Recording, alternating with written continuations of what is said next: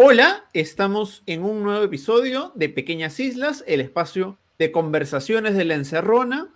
Hoy estamos con el jefe de la Unidad de Inteligencia Financiera, el doctor Sergio Espinosa, y con Ernesto Cabral, que es el autor de las investigaciones sobre los casinos y tragamonedas que hemos publicado en estos días en la Encerrona en alianza con Conectas.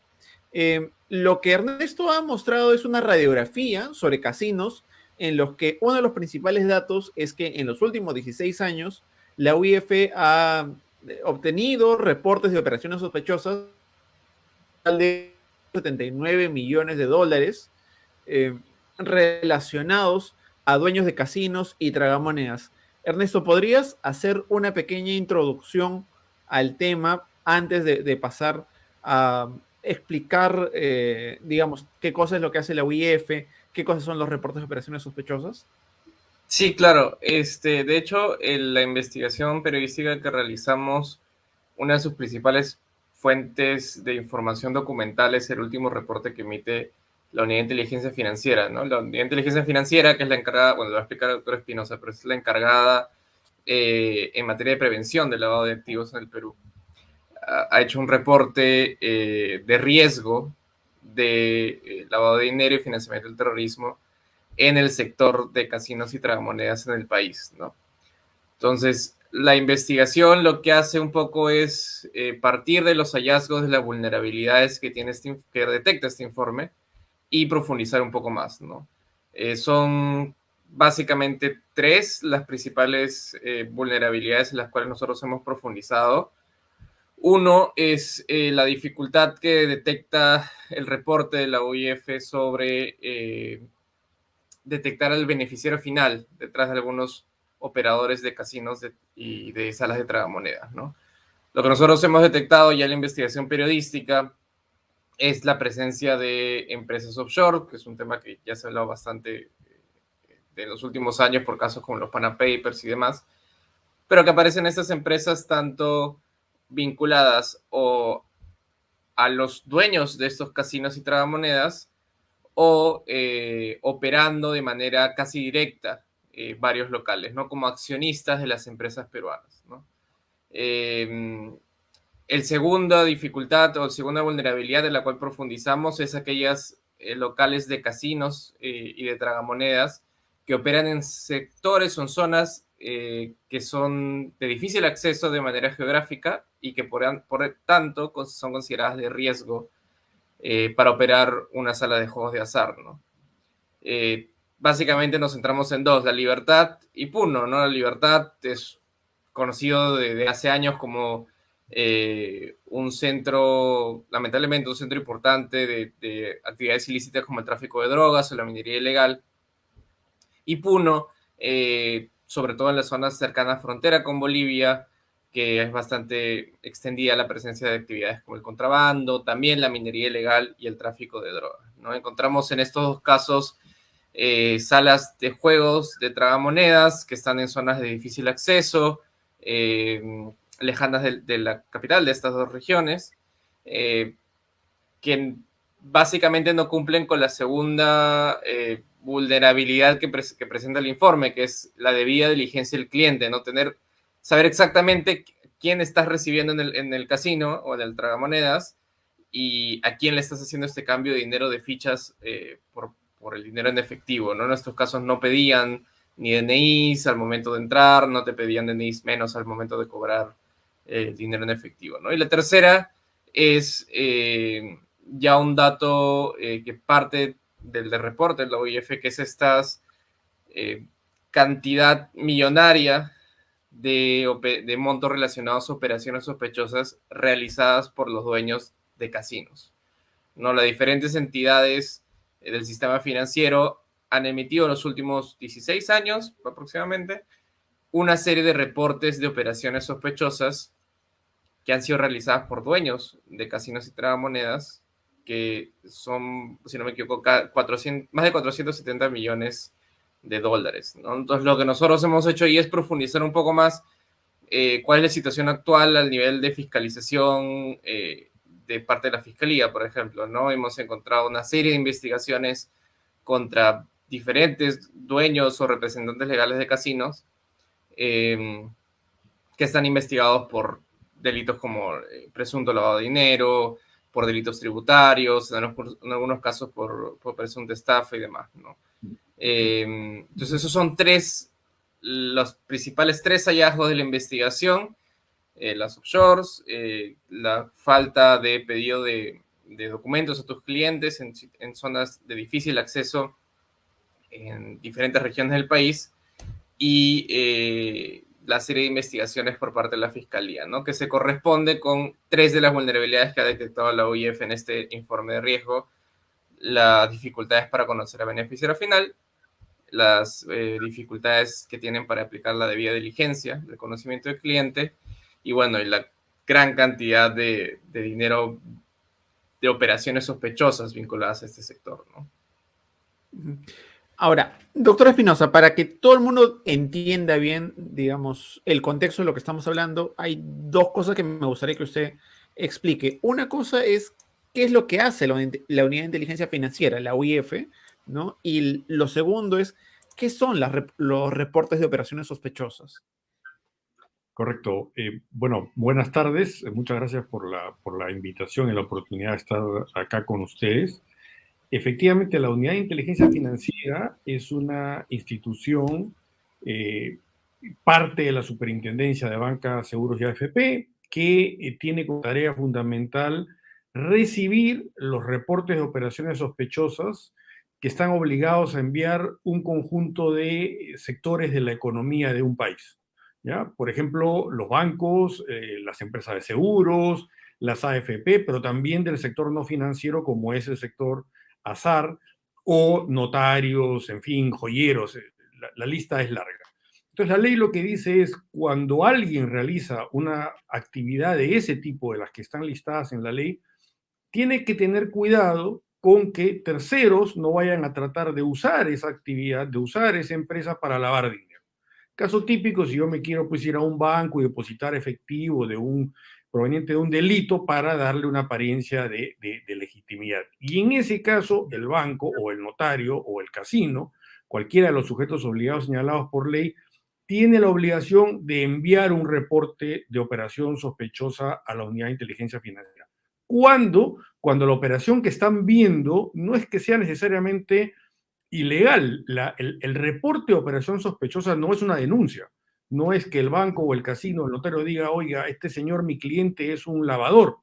Lo que está diciendo es: acá hay algo que no cuadra, hay algo que no tiene lógica económica o jurídica suficiente para justificar el tipo de operación que yo estoy viendo que quiere hacer en mi empresa.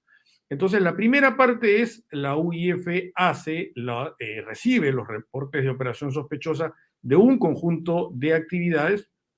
Y la segunda, como usted me preguntaba, es: el reporte de operación sospechosa no es una denuncia, sino es una información que se envía a la UIF diciéndole: acá hay algo raro, acá hay algo que huele mal, acá hay algo que no tiene una explicación lógica o jurídica suficiente.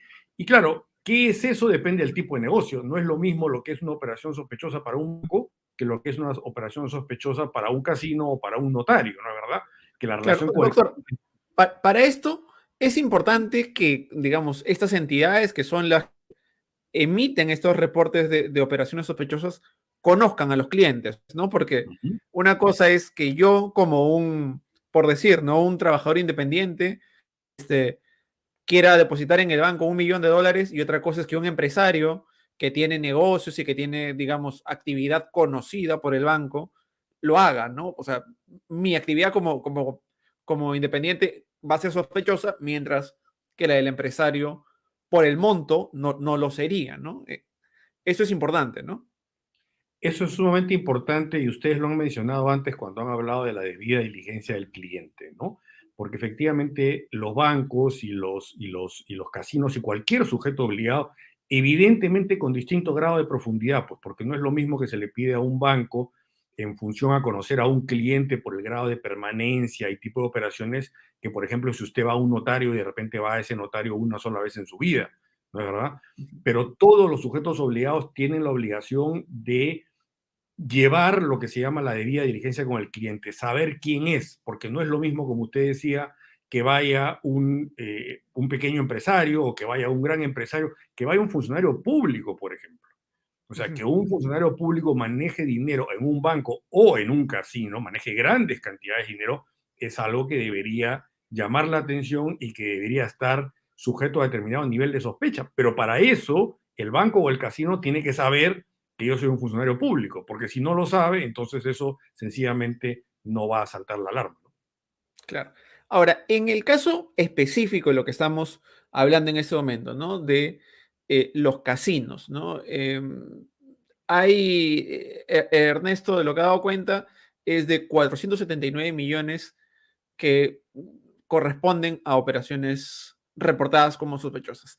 ¿Quién reporta estas operaciones sospechosas?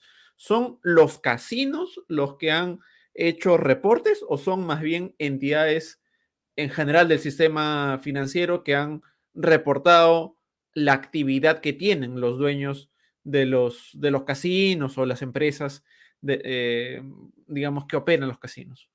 Bueno, las dos cosas, ¿no? En realidad este es un sistema que supone un control cruzado.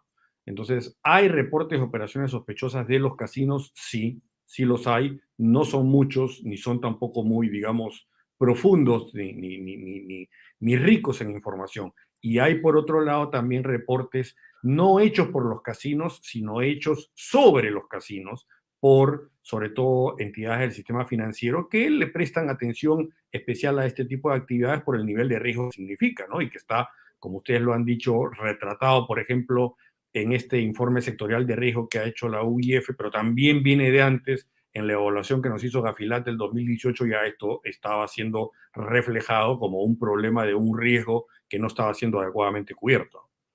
Ujú. Ernesto, creo que tú has hecho en redes sociales una distinción de los montos que me gustaría que la puedas explicar ahora. Sí, claro, son, como mencionaba el doctor Espinosa, son dos diferentes las fuentes de información, ¿no? Una es, y la que mostramos en la investigación, es la que hacen las diferentes entidades del sistema financiero, ¿no? Este monto es de los 479 millones de los últimos 16 años, desde el 2007. Que de hecho hay como unas fluctuaciones que después sería interesante conversar con el doctor Espinosa. Hay años en los cuales los montos son muchísimo más altos que los demás. Pero estos son emitidos por entidades financieras, si no me equivoco, son sobre todo bancos y notarías los que reportan a dueños de casinos o sus empresas, ¿no? Dueños de casinos o tragamonedas.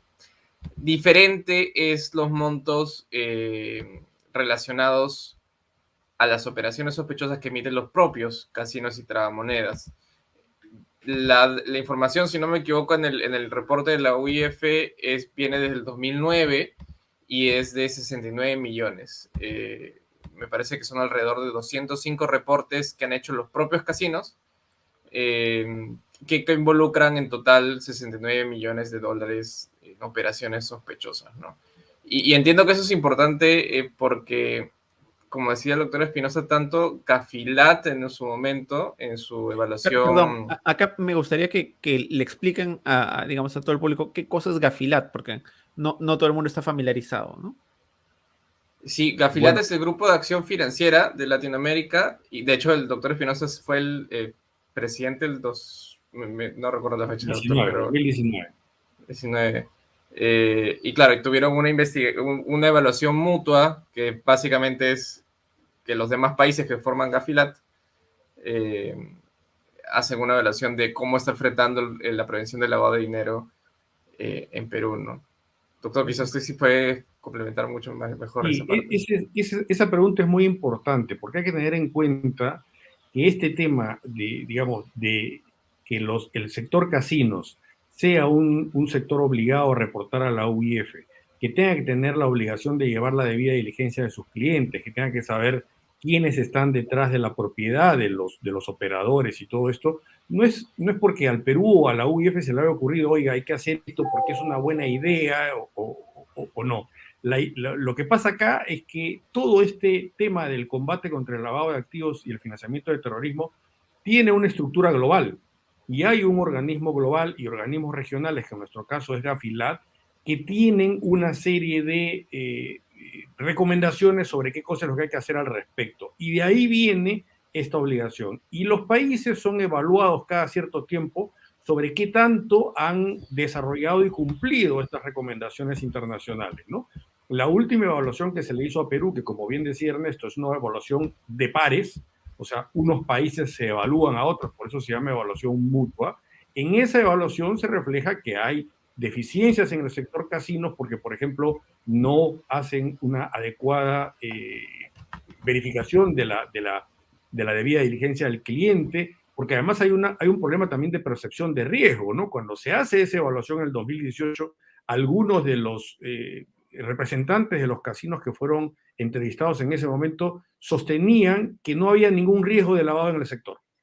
Y eso Eso es no es algo cierto. bien importante, ¿no? Porque una de las cosas de la que da cuenta Ernesto en el informe es que el informe que ustedes prepararon señalaba que realmente los dueños de los casinos no perciben que en su negocio haya posibilidad de que se meta dinero de diferentes tipos de, digamos, actividades ilícitas, ¿no? Que se lave dinero de corrupción, de narcotráfico, ¿no? En fin, de todos los delitos contra el patrimonio, digamos, de todo el montón de temas ilícitos que hay, ¿no?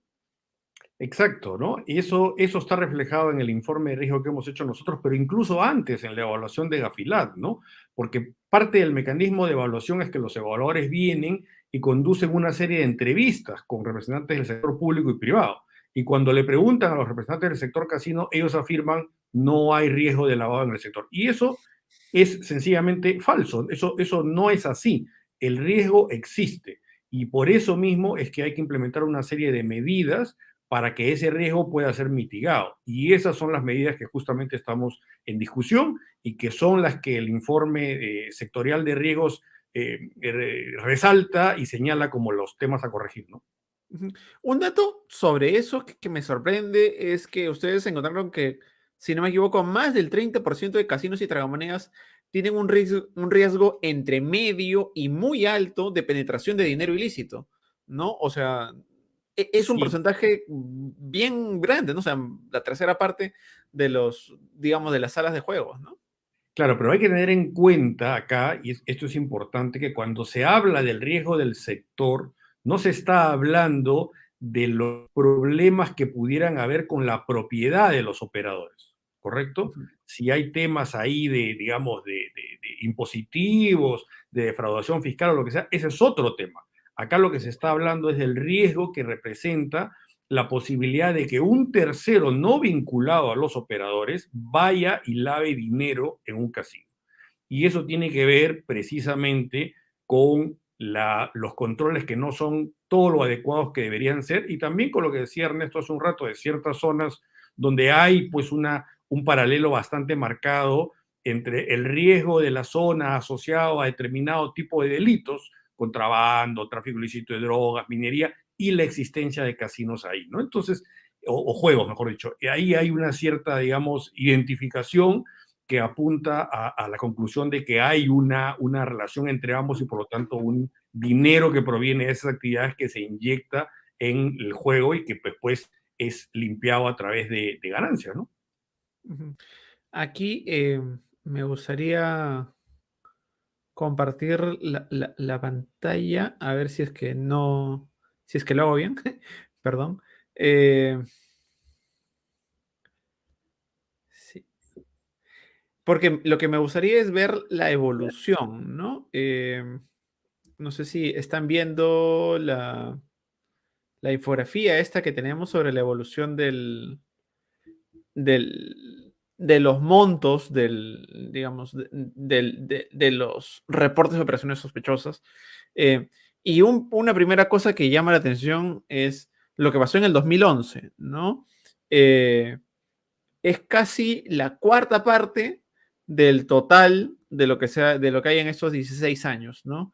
Y entender el contexto, ¿no? ¿Qué pasó en el 2011 que generó esta situación?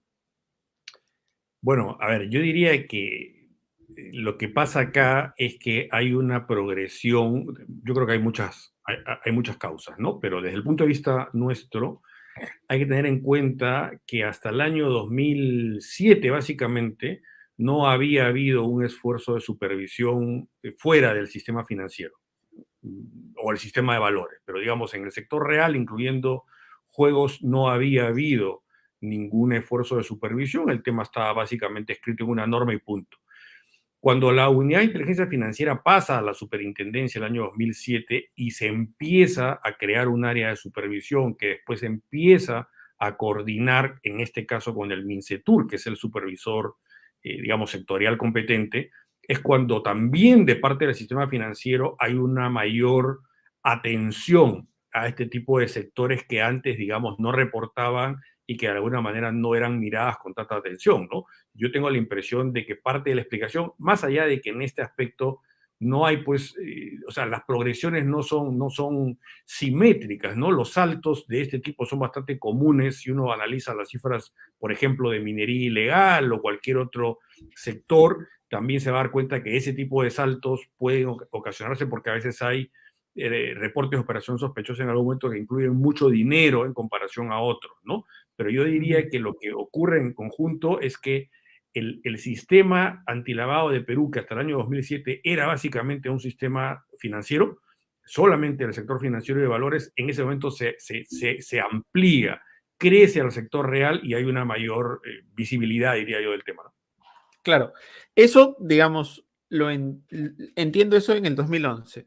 Después del 2011 vemos que hay, digamos, una disminución que en algunos momentos es más alta que otros, ¿no? Pero este año particularmente, digamos, también me vuelve a llamar la atención porque estamos hablando de, mientras que en todos los demás hablamos de lo que de los reportes de operaciones sospechosas del año entero, en este momento estamos hablando solamente que en el periodo de enero a marzo habían 82 millones reportados como, digamos, dinero presuntamente de procedencia ilícita. ¿Qué es lo que ha pasado este año para que esta cifra sea tan alta?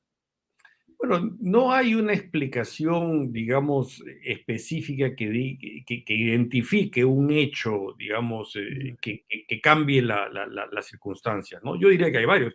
De hecho, la publicación del informe es algo que tiene que ver, y la publicación también del informe de Gafilat el año 2019, en verano del 2019, porque pone en la mesa un problema, o sea, antes de eso, digamos, uno podía tener algunas opiniones, algunas percepciones, pero a partir del informe de Gafilat se dice, oiga, ustedes acá tienen un problema con este sector.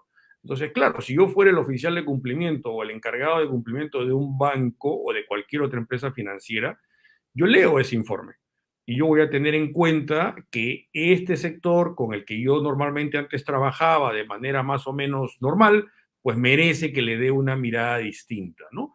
Y yo creo que por ahí van un poco las explicaciones, más allá, insisto, de que en este tema nunca es posible trazar líneas rectas, ¿no? Ujú, ujú, ujú. Ok, ahora, uno, una que se hace es, ¿qué pasa con este dinero que, que el banco o cualquier entidad, digamos, reporta como una operación sospechosa? Ese dinero sigue en el circuito, digamos, económico, se congela, la fiscalía inicia una investigación, ustedes investigan. ¿Cuál es el proceso que se sigue después de que ustedes reciben estos reportes?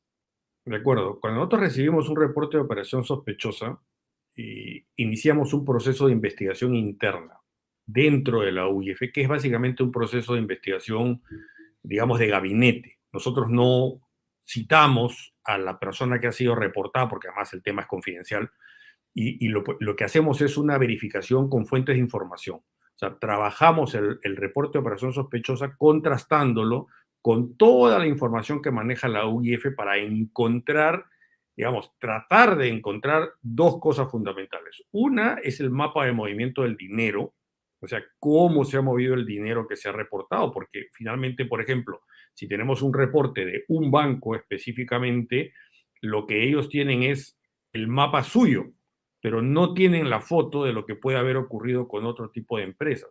Entonces, la misión de la UIF es tratar de encontrar, por un lado, el mapa del dinero y por otro lado, el mapa de vínculos de personas y empresas. Y con eso, si la información existe, si es suficiente, si hay indicios adecuados, eso se convierte en un informe que se envía al Ministerio Público. En paralelo, se puede decidir congelar una cuenta. Con acuerdo de la Fiscalía, se puede decidir que la UIF emita una orden administrativa y las cuentas de una o unas personas son congeladas, con cargo a que la UIF tiene que ir en 24 horas a un juez penal para lograr la convalidación de esa orden. Eso ocurre, hay varios casos mediáticos, por ejemplo, donde sabemos que eso ha ocurrido. Eso es una facultad que se puede ejercer, pero para eso tiene que haber un despacho fiscal que ya tenga o la investigación iniciada o la intención, la claridad de iniciarlo para decirlo, sí, a mí me interesa que tú congeles esto porque yo de ahí voy a seguir el caso. No tendría sentido, evidentemente, que si se hace un congelamiento para después hacer una investigación, pues que va a durar meses y meses y meses sin ningún todavía resultado. Porque algo importante ahí es, digamos, mantener la reserva de la investigación, supongo, ¿no? Para que digamos, el investigado no sepa que es sospechoso de lavar dinero para ustedes, ¿no? Cierto, la reserva de la investigación, por eso yo le decía, cuando la UIF recibe la información, nosotros no le mandamos un oficio al reportado y le decimos, oiga, usted venga a explicar, porque no podemos romper la cadena de confidencialidad. Sin embargo, la confidencialidad y la reserva tienen límites, y uno de esos límites es el congelamiento. Entonces, si se estima que por las características de un caso es posible que ese dinero salga del tema financiero y se le pierda control. Por ejemplo, le digo, un expresidente que se estaba yendo a vivir afuera y que se quería llevar su plata del banco, por mencionar un ejemplo. En ese caso, si no se congela, independientemente de la investigación, el control sobre ese dinero se pierde. Distinto es cuando estamos hablando pues, de una empresa que opera, que está, digamos, trabajando y que uno puede tener cuestionamientos e investigaciones, pero que está trabajando ahí y que no va a desaparecer de un momento a otro con el dinero. ¿Por qué? La diferencia es la urgencia, ¿no? ¿Cuál es la urgencia que amerite una medida que tiene que ser extraordinaria como un congelamiento? Claro. Ahora, quisiera compartir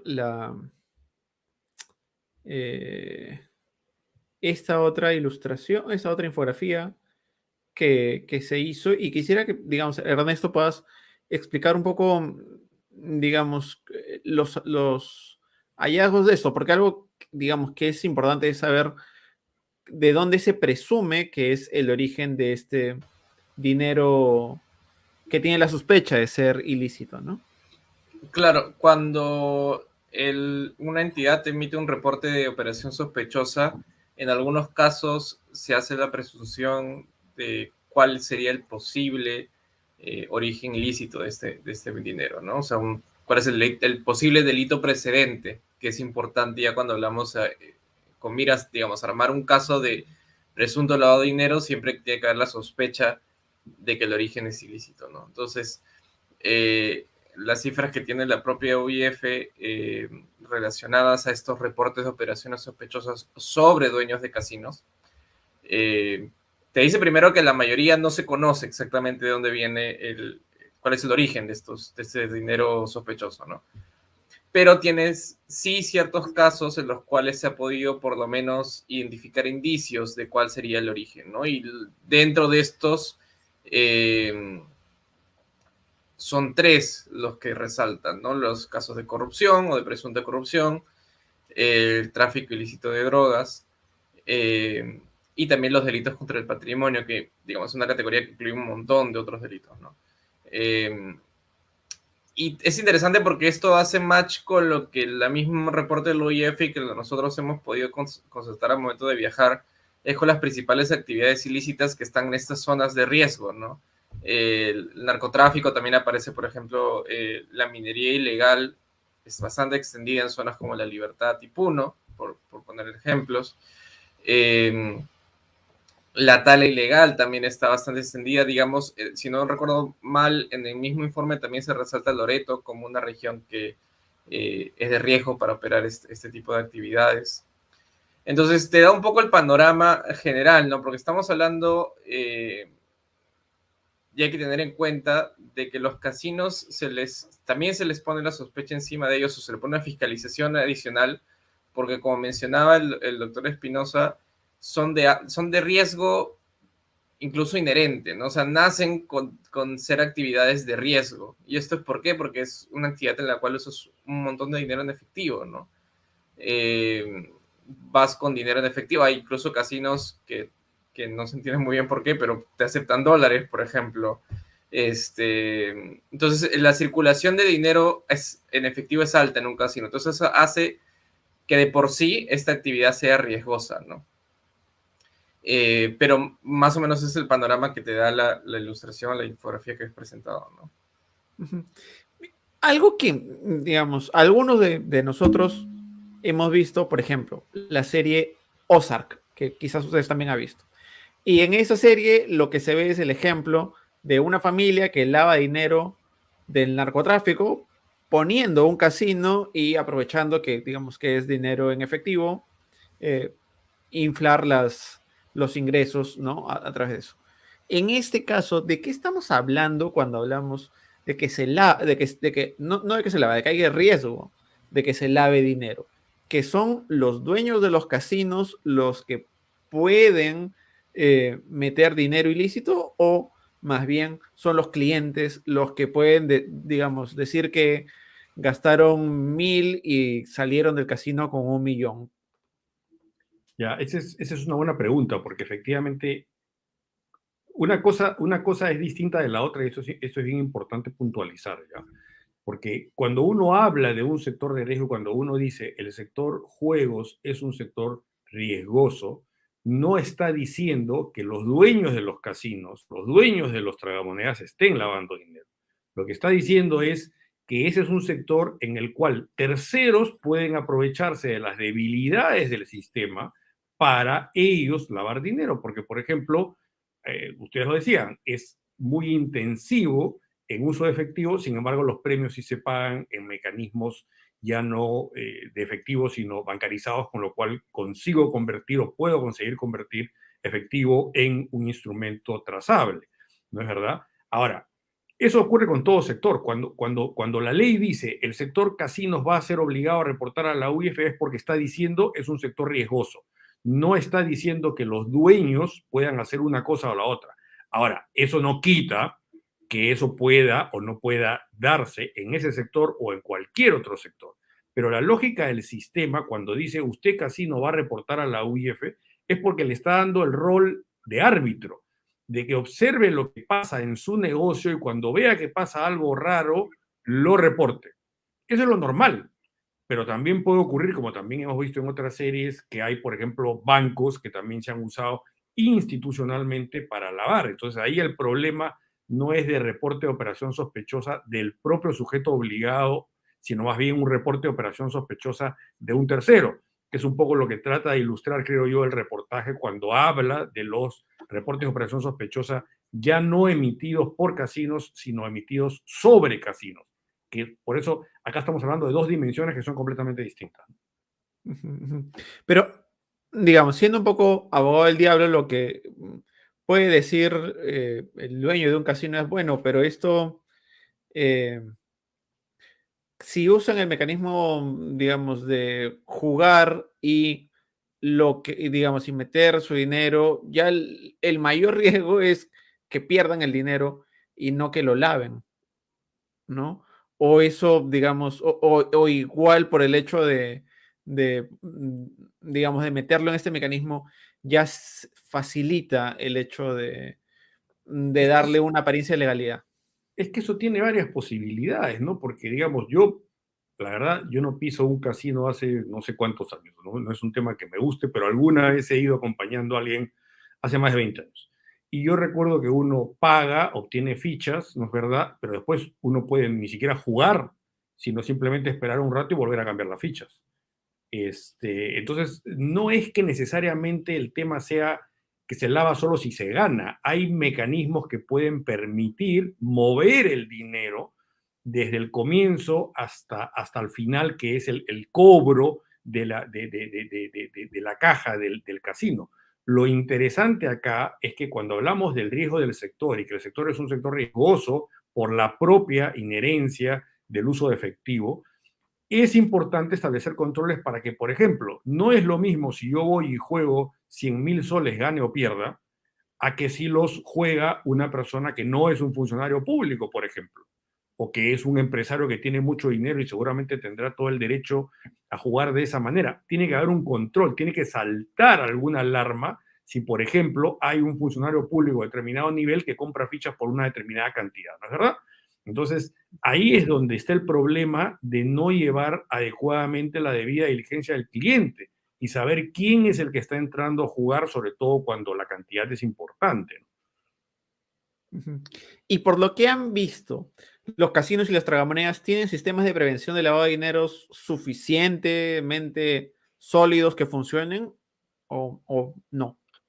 Bueno, digamos, hay varios elementos que nos llevan a concluir que no son suficientes, ¿no? O sea, está en el informe de evaluación de Gafilat, que es un informe hecho por expertos de los países de la región, discutido en varias etapas, discutido además con la participación de los supervisores, en este caso del MINCETUR, ¿no es verdad?, en todo el proceso, y que da ese resultado de acá hay deficiencias que tienen que ser superadas.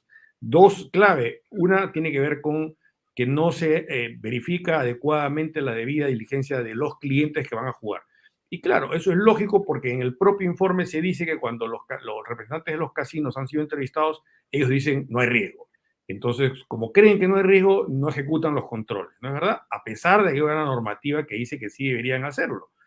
Y el segundo elemento es que después de ese informe nosotros hemos vuelto a hacer un informe sectorial que estamos haciendo además en diversos sectores y que están publicados en la web de la SBS, donde ya se explica la metodología, la recolección de información, el alcance que tuvo este informe, que fue con un consultor extranjero y con el financiamiento de la Agencia de Cooperación Alemana, y se llega nuevamente a la conclusión de que hay deficiencias en el sector. Entonces, sí hay un sistema de prevención en práctica que está establecido en la ley y que está ahí funcionando, pero no suficientemente, que tiene deficiencias, que tiene huecos y que tienen que ser tapados, que tienen que ser superadas esas deficiencias para que el sistema sea realmente funcione. Ahora, Ernesto ha mapeado a personas que están en la administración de los casinos, ya sean como dueños o como figuras en general de los esquemas corporativos que tienen líos con la justicia.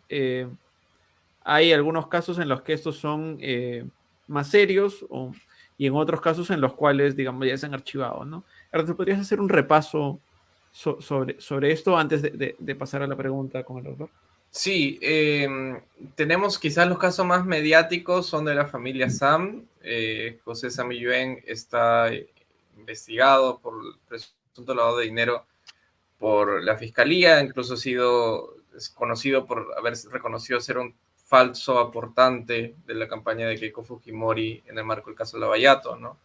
Él y un familiar más suyo tienen estas investigaciones por presunto lavado en la fiscalía. También está el caso de Félix Rosenberg. Se hizo, si bien ya era bastante conocido antes por ser llamado el rey de los casinos, ¿no? Sus empresas son una de las que tienen más locales de juegos de azar en todo el Perú.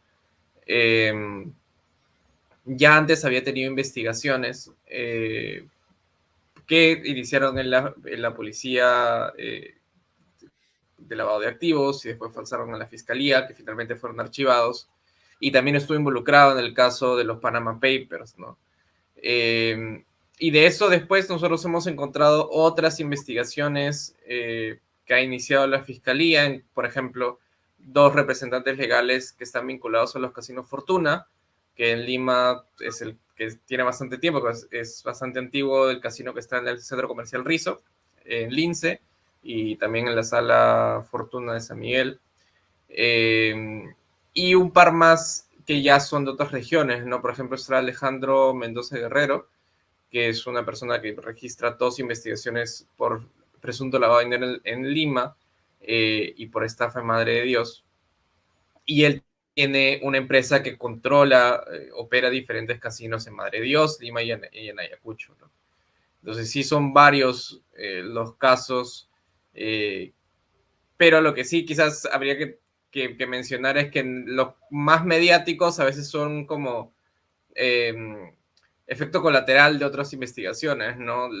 Digamos, la investigación que se arma sobre los Panama Papers hace que de manera colateral se comiencen a mencionar a los casinos de Rosenberg, por ejemplo, ¿no?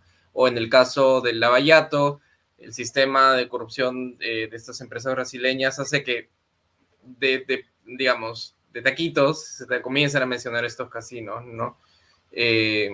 No, y eso es lo que coinciden varios expertos con los que hablé para esta investigación. No hay un esfuerzo específico hacia los casinos o casos emblemáticos sobre operaciones de lavado en casinos que haya llevado adelante la Fiscalía y la Policía, por lo menos hasta donde conocemos, ¿no? Ahora, doctor, o sea, ¿cuánto afecta, digamos, o cuántas sospechas levanta el hecho de que haya personas vinculadas a la administración de los casinos que ya tienen, digamos, problemas con la justicia, eh, pensando en que este es, como usted decía, una actividad en la cual hay muchos riesgos de infiltración digamos, de dinero de actividades ilícitas, ¿no?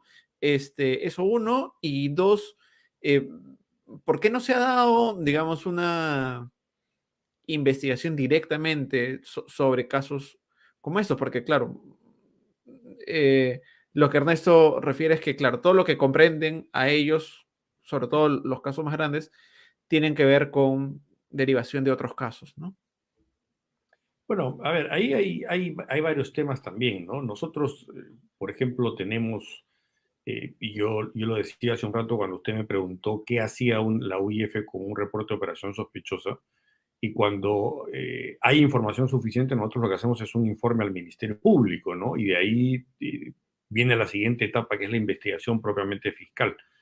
Ahí, digamos, hay un problema que es estructural en el Perú, que es cuánto dura una investigación y cuáles son las condiciones en una investigación. Y lo hemos visto pues en muchos casos mediáticos, ¿no? No es verdad que tenemos investigaciones que duran mucho tiempo y que además no tiene que ver con la falta de voluntad de hacerlo, sino con temas pues de logísticos, de muchos tipos. Pero lo que sí ha ocurrido es que se ha identificado sobre la base de los ROS que se han recibido casos de posible indicios de lavado que han sido enviados a la Fiscalía para su investigación y que varios de ellos están en investigación todavía. No han madurado lo suficiente, pero es un tema también de tiempo. Ahora, es verdad que cualquier sector sensible como este, cuando hay demasiado cuestionamiento a sus operadores, hay un problema de reputación, ¿no es cierto? Y para eso es importante también una de las vulnerabilidades que se mencionaba o que mencionó Ernesto al comienzo, que es la falta de capacidad de ver quiénes son los beneficiarios finales de los operadores de este o de otro sector, que es un problema bastante común en el Perú, ¿no? Saber quién es la persona natural o las personas naturales que están detrás de una empresa o de una trama de empresas en realidad. Ahora, sobre esto hay un problema que está retratado también en los documentos que hemos mencionado, pero la buena noticia es que el Perú ya tiene una ley desde el año 2018 de beneficiario final y hay un registro creado de beneficiario final donde deben aportar información todas las personas jurídicas creadas o que operan en el Perú. Que eso le tienen que informar a la SUNAT. La SUNAT, correcto. Eso es un proceso que no ha terminado porque se pausó debido a la pandemia el proceso de colección de información.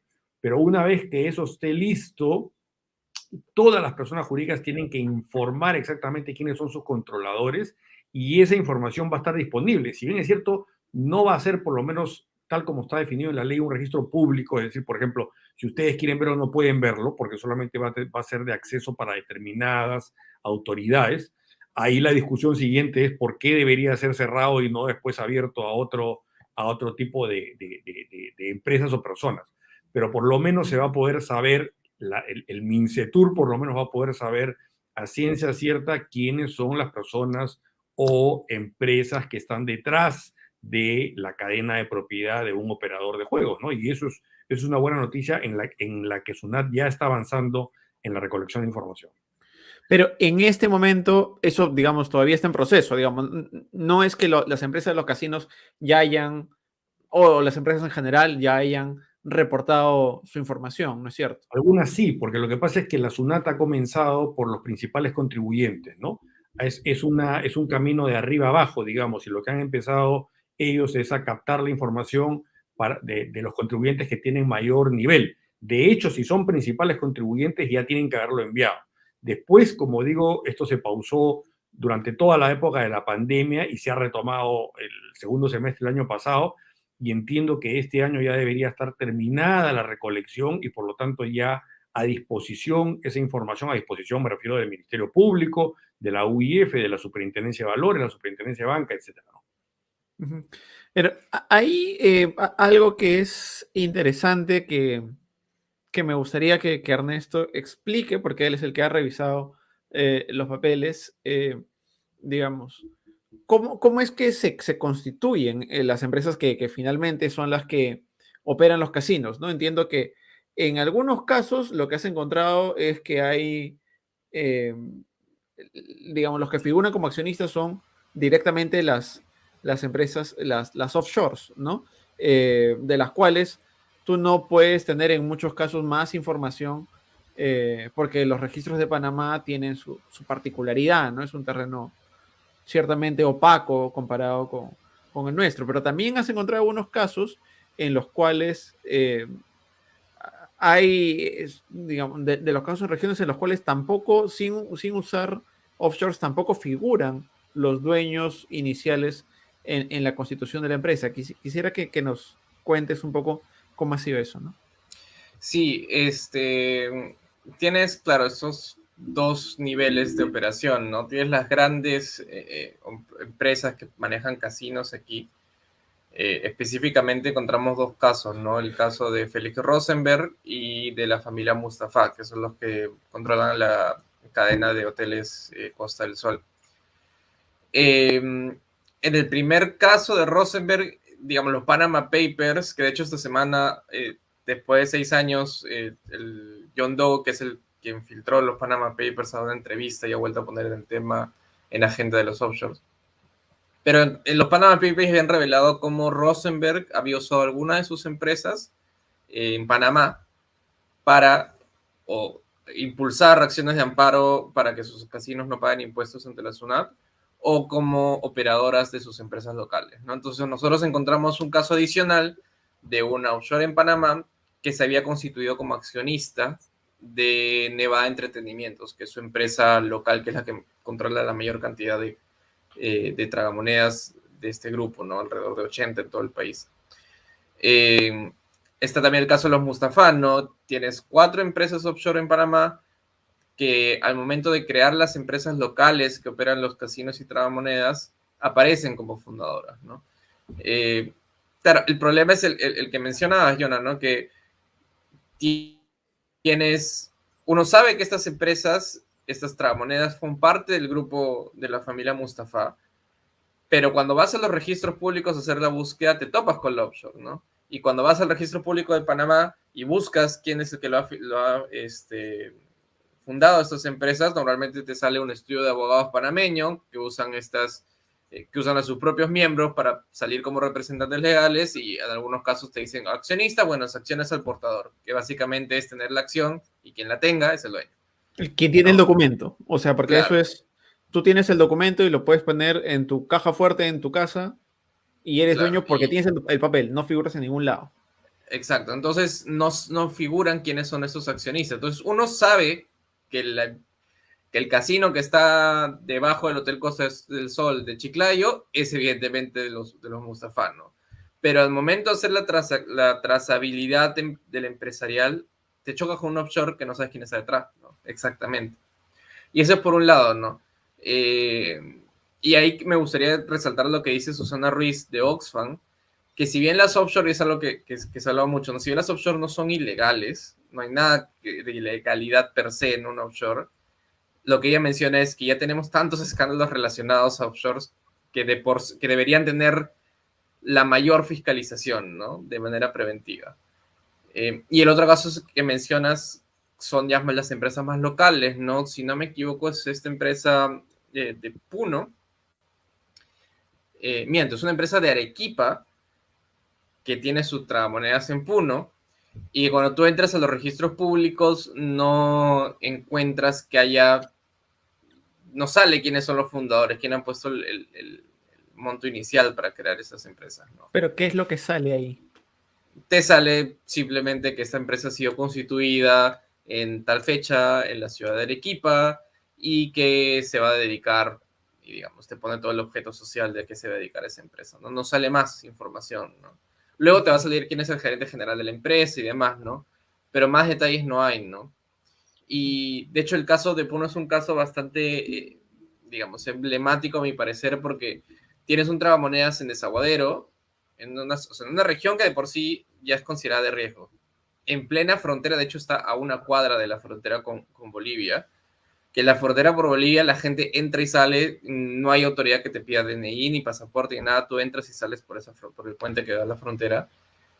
Y es un casino es un tragamonedas que tiene 20 máquinas, que tú entras y hay 2, 3 personas jugando nada más, no te piden DNI, no te piden DNI para entrar ni para cobrar el dinero.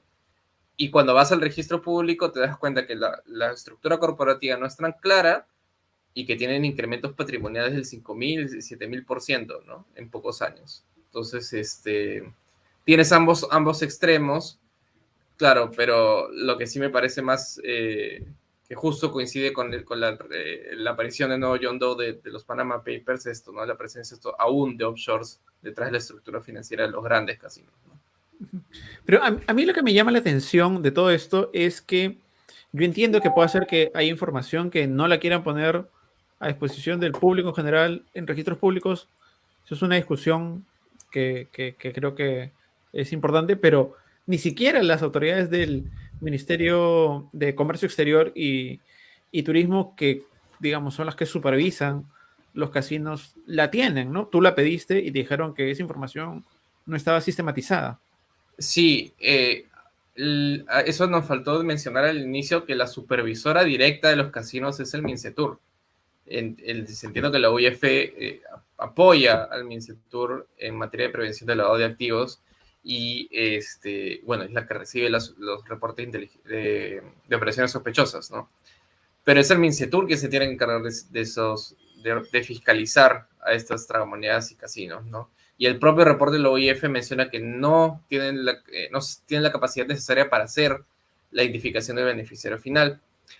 Y de hecho, cuando un casino quiere comenzar a operar, un tragamonedas quiere comenzar a operar, tiene que presentar una serie de documentos donde indique quiénes son los socios de la empresa operadora, si hay algún socio que está metido de manera indirecta a través de una empresa accionista, ¿no?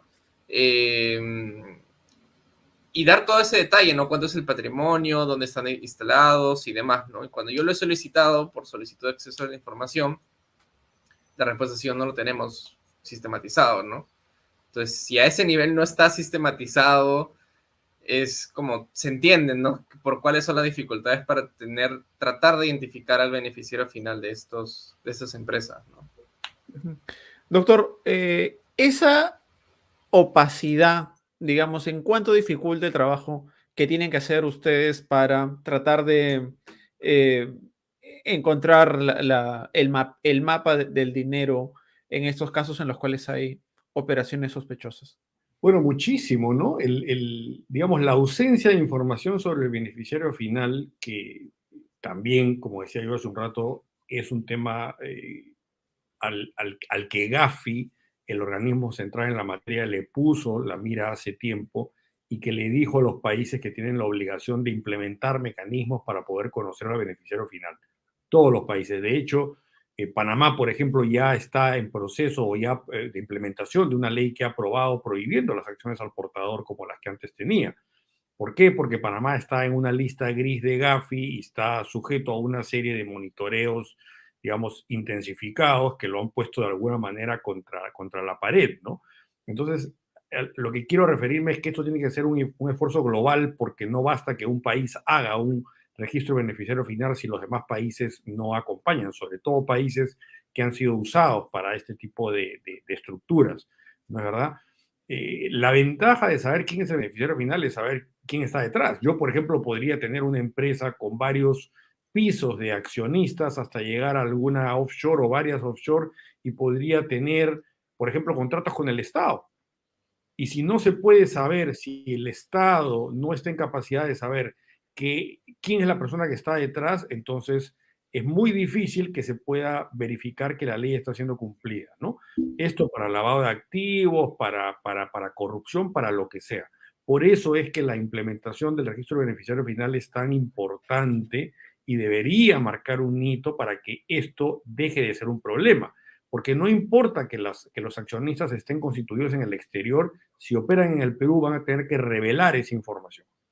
Y las autoridades lo van a tener y por lo tanto se va a poder verificar, incluyendo al MINCETUR en este caso, que como bien decían, es el supervisor sectorial del sector casinos. Nosotros como UIF también hacemos supervisión, por ejemplo, de notarios o de joyeros o de otro tipo de empresas, para ver que tengan un sistema de prevención implementado en funcionamiento eficiente.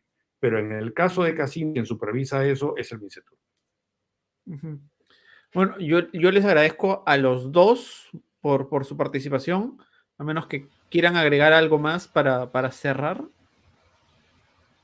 Yo solamente me gustaría agradecer no solo la oportunidad de haber tenido esta conversación, sino el interés de tratar este tipo de temas, ¿no? Bueno, con Ernesto hemos tenido ya en el pasado muchas conversaciones de este y otros temas, ¿no es verdad?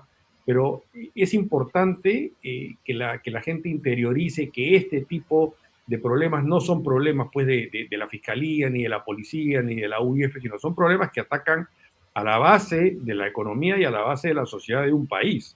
Y que, por lo tanto tenemos que tomar las medidas para mejorar el escenario. La buena noticia es que sabemos cuáles son esas medidas, que tenemos el diagnóstico de riesgo, que tenemos la evaluación de Gafilat, que tenemos las recomendaciones de Gafi. Lo que hay que hacer es implementarlo, ¿no? Y eso creo yo que, digamos, me gustaría dejar como mensaje final. Muchas gracias. Ernesto, ¿tú? Sí, por mi parte, como ocurrió con el doctor Espinosa, yo no tenía experiencia yendo a casinos ni a tragamonedas. A través de esta investigación he recorrido casi todo Lima, Libertad, Chiclayo, Puno. Y es así como hay tantos chifas en el Perú, igual hay tantos casinos y tragamonedas. Es una actividad muy extendida. Entonces, sí me parece importante, además que ya estando en el campo me he dado cuenta de cuál es la facilidad realmente de poder llevar dinero en efectivo y usarlo, ¿no? Entonces, los niveles de fiscalización y de estándar que hay que tener en este tipo de actividades tiene que ser bastante alta, ¿no? Y ya de parte más bien de quizás mi enfoque periodístico también es un llamado a nosotros de nuestra profesión, ¿no? Que quizás no hemos puesto tanto énfasis a este tipo de temas en el pasado, sea temas sobre casinos o tragamonedas o en general sobre el tema del lavado de dinero o de riesgo de prevención del lavado de dinero, pero son importantes, ¿no? Porque es como el delito o la actividad que cruza a diferentes delitos, ¿no? Cualquier corrupción, minería ilegal, crimen organizado, siempre va a haber dinero que se tiene que insertar de alguna manera al sistema financiero, ¿no? Entonces es importante que haya no solamente los ojos de las autoridades, sino también de nosotros como periodistas. Una pregunta final, doctor Espinosa. ¿Los casinos en ese momento pagan todos los impuestos o hay impuestos de lo que están? Bueno, eso la verdad no lo sé, eso lo ve la SUNAT, pero es un buen punto porque, digamos, la lógica de que un país admita la actividad de juegos es básicamente una lógica de recaudar, ¿no es cierto? Porque, digamos, la actividad de juegos no es que sea pues lo mejor para la vida de un ciudadano, de una sociedad. Existen porque tienen una serie de impuestos adicionales además a los de cualquier otro tipo de actividad, y por lo tanto ese debería ser un fin central del Estado y de la sociedad. Bueno, yo les agradezco a los dos, al doctor Espinosa y Ernesto, por haber participado de esto. Para los que quieran leer la investigación completa de Ernesto, está en la web de Conectas, que es con n.org, y también pueden ver los dos últimos programas de La Encerrona, en el que hemos resumido dos aspectos principales, ¿no? Tanto el de las offshores como el de las vulnerabilidades en zonas de riesgo. Con todos ustedes será ya hasta una siguiente edición de Pequeñas Islas. Chao. Muchas gracias.